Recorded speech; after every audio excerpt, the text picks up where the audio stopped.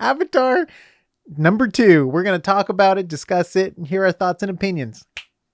Spoilers?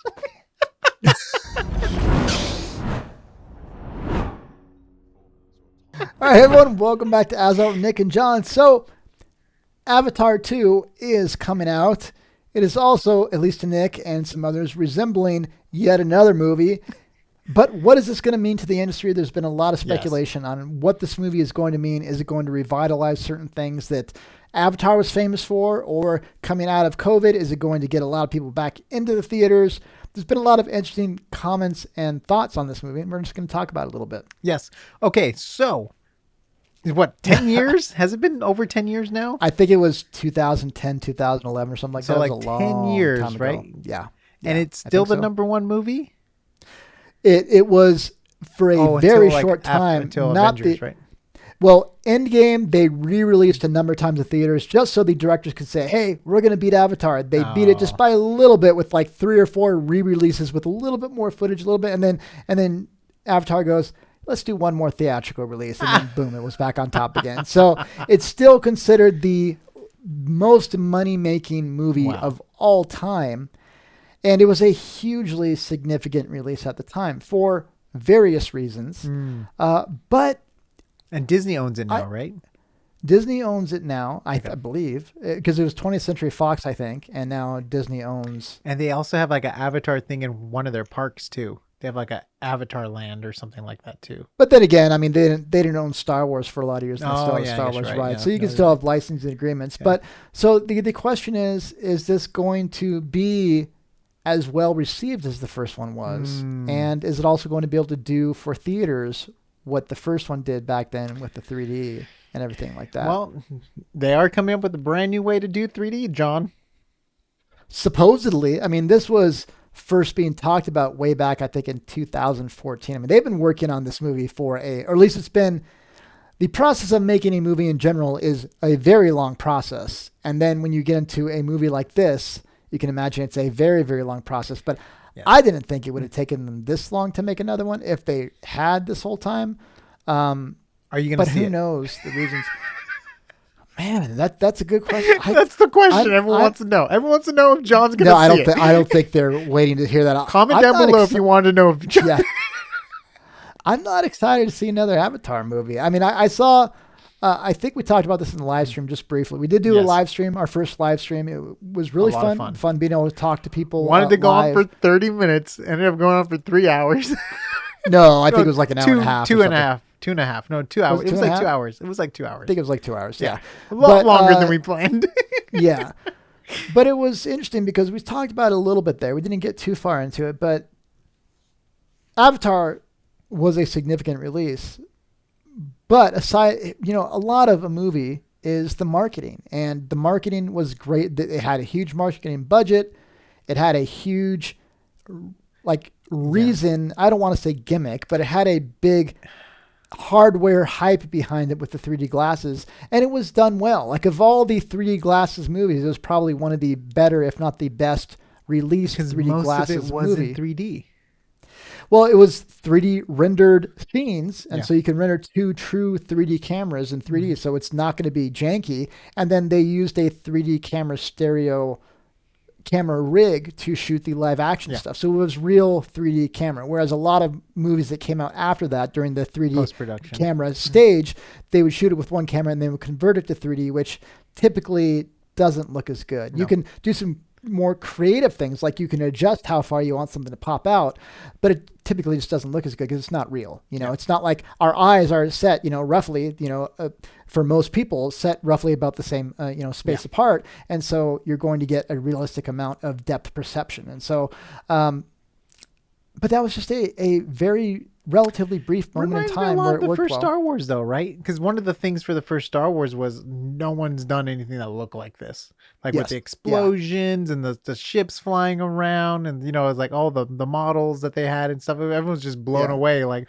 whoa, what is this? You got to go see Star Wars because it's just amazing, And when I would hear stories of people that did, like teachers that I had in high school that were at the opening, day of that, or they went to go see it when they were young kids, and they would just, it's like, As soon as it was over, we went right back in line again because it was just like, oh my gosh. And for me, Avatar wasn't like that, but for a lot of people it was. Like I remember having students in my college classes to where a lot of years, one of my favorite things, the first time I have an intro level class with some students, the first thing I do is like, hey, what's your name? What do you think you would, if you have an idea on what you would want your emphasis to be, and a little bit about yourself, and what's your favorite visual effects movie? And for a good number of years after Avatar came out, at least half the class would say my favorite movie, visual effects movie, is Avatar. And so it was a very significant one.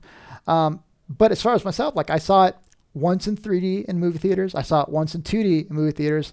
And I saw it probably once on home video. And I've never really had a desire to watch after that. But how many times have you watched Star Wars? I was kidding. No, I was kidding. A lot. Yeah. How many times have you watched Lord of the Rings? A lot. Terminator. A lot. Yeah. I'm getting these right. Okay, one more. Yes. Hercules in New York. Once.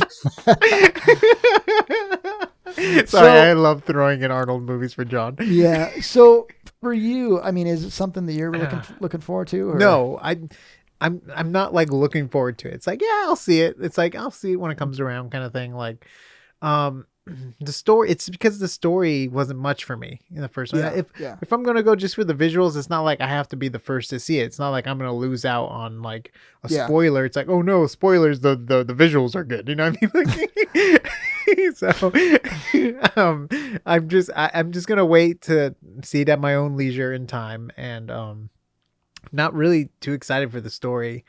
I don't remember who the characters were. I know there was like a Marine dude that was the bad guy, and it looks like he's kind of back in the trailer because there's like a similar tattoo and Marine guy, but now he's an Avatar Marine.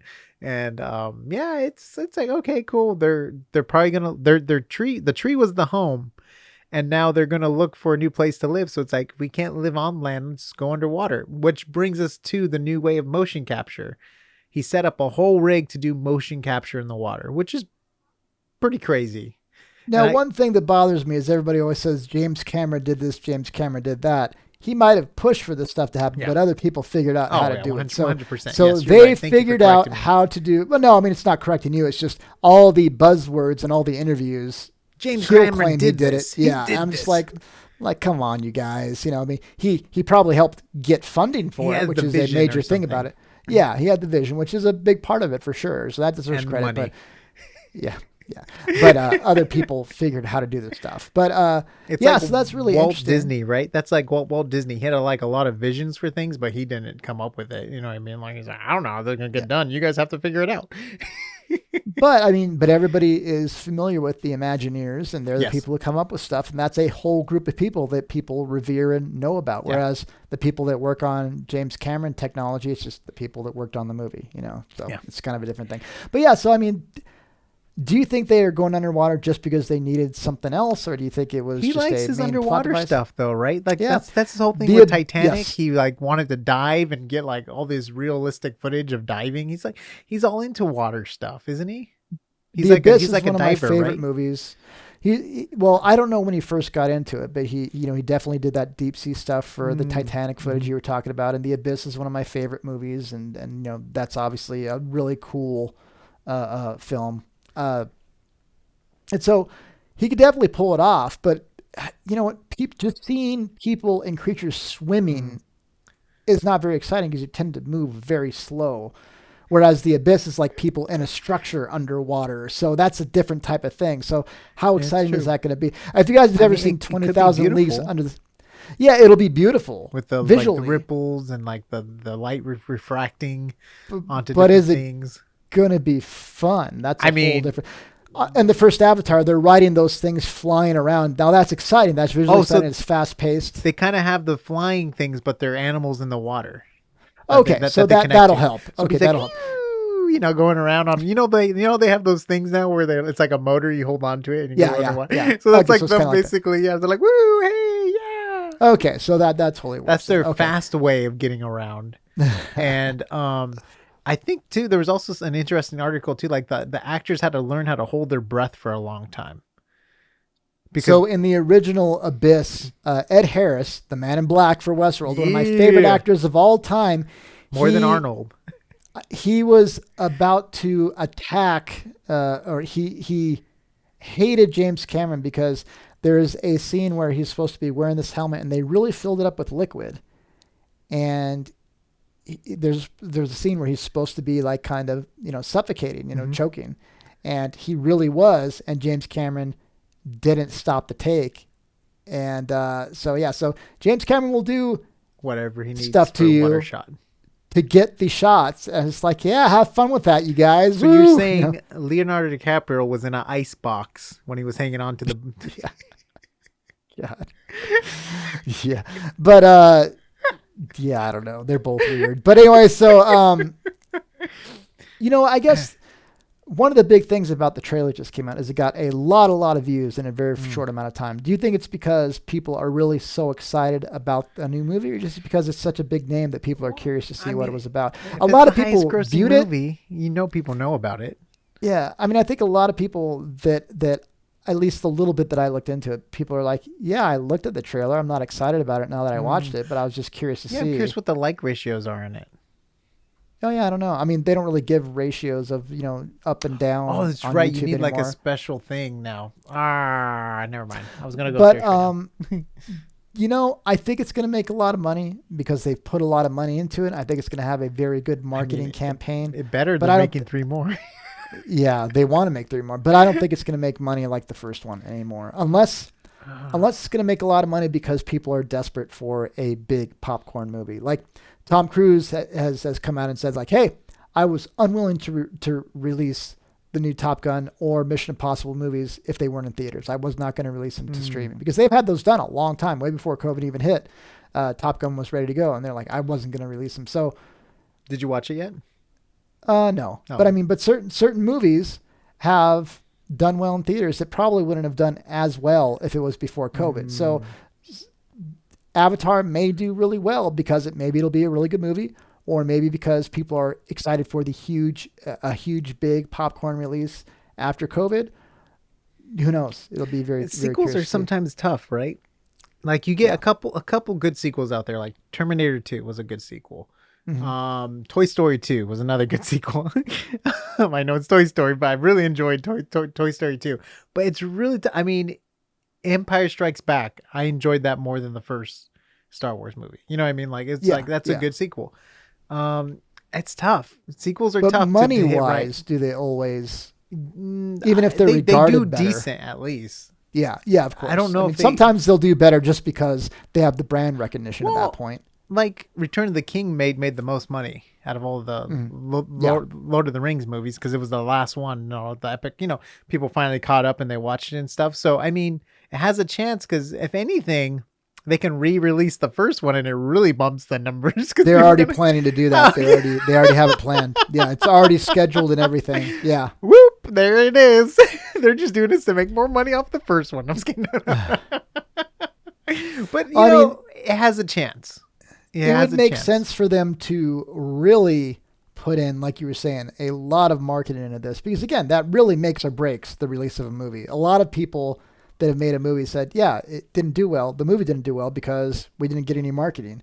And it makes sense. Like if you get the word out there and you get hype behind it, people are more excited to go to the theater. And if you see a lot of people in a movie theater, you're all excited to see it. And that kind of breeds more excitement and more people go to see it.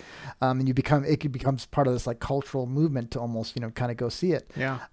And because they've already started, I think, filming and already have, other sequels lined up, they're probably going to pump as much hype train stuff into this as possible. Yeah. They're going to milk it as much as possible. But would the other ones be as cool technology-wise? Like, yes, this one, they're going to be like, oh, we're adding this new 3D, but what's the third one going to be? It's going to be smell-o-vision. You're going to be able to smell the planet you're on. And then, like, what's after? You're going to be able to feel it. You know what I mean? It's going to be like one of those things at Disneyland where, like, things poke you in the seat. You're like, oh, no, the bugs are here. Which is really cool, by the way. But, yeah, then it comes down to, hopefully, at that point, you're just so into the world and you're so invested in the characters at that point that it doesn't, which I think is the better thing to be in there. Let's hope the story's that good then. Yeah, well, but that's the thing. The first movie, as visually impressive as it was at the time, just wasn't super it was fine. It was good, but it bad. wasn't. Yeah, it wasn't best movie of all time. No. Writing wise. Yeah, so that's going to be the interesting thing to see. Yeah. And if the technology is able to help that, great. But I really doubt that all of the movie theaters are going to be willing to invest in this glasses-free 3D experience that they're supposedly have developed for this. I think they'll probably have a few select locations that are willing to invest in it, or that maybe the company, the movie studios help invest just to try and push it. But that'll only be in like really big areas. But even for 3D glasses, you had to have some special projectors and you have to do some different things, but it's more the projector. It's not other things. And I'm curious what goes into at home video, like viewing experience anytime soon. Well, I mean, for the longest time when they were, you can't even buy a 3D TV anymore. They just stopped making them because not many people. One of my friends, a husband and wife, they bought a really large 3D TV. And they didn't use it very often. They were buying all the really expensive 3D Blu-rays for a while. They showed me a couple games that were released in 3D, and then the games stopped being released and the movies stopped being released because I think people found that they weren't willing to pay that extra money and, just for the 3D when they had to wear glasses. And so for the longest time, not for theaters, but for home, they were trying to figure out how to do 3D without having to wear glasses. It's crazy. It's crazy to think about because it's like, what if they were charging us extra to watch things in color? Yeah. You know what I mean? It's like, black and white is $1, but if you want to see it in color, it's $5. And if you want to see it in 3D, it's $12. You know what I mean? It's like, virtually it's $20. Like, no. It is an extra expense for the hardware, so I can understand why they would need to make their money back, but just perpetually more expensive,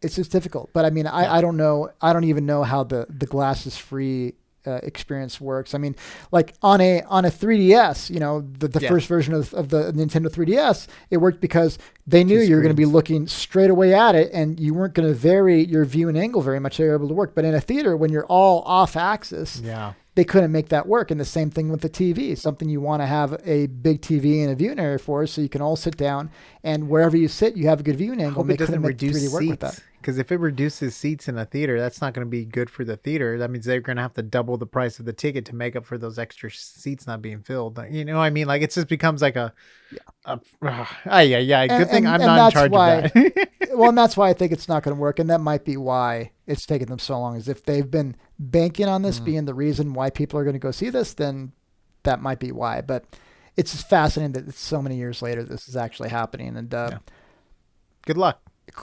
Yeah. All right, you guys. So let us know down below. Are you really amped for the new Avatar? Are you amped for it because of the technology that it's going to be pushing forward? Are you excited to revisit this world? Are you excited to see just the rendering technology, whether it's 3D or not, if that's been pushed forward? We're curious to hear your reasons why, and do you think they can deliver on the story, or you're just excited that there's 3 more sequels after this that are already lined up and used? I'm saying that in a serious way. I mean, if you're really excited to have a large universe to be able to jump into, so let us know down below. We're really curious to hear about that. Just because Nick and I aren't lining up now to get our tickets doesn't mean that it's not a very significant thing, and then you shouldn't be excited about it. So let us know down below. Check out AsArt.space for all the audio and video links, and we'll see you on the next AsArt. Blue snork. Blue snork. Snork, snork. Snork, snork, snork, snork, snork, snork.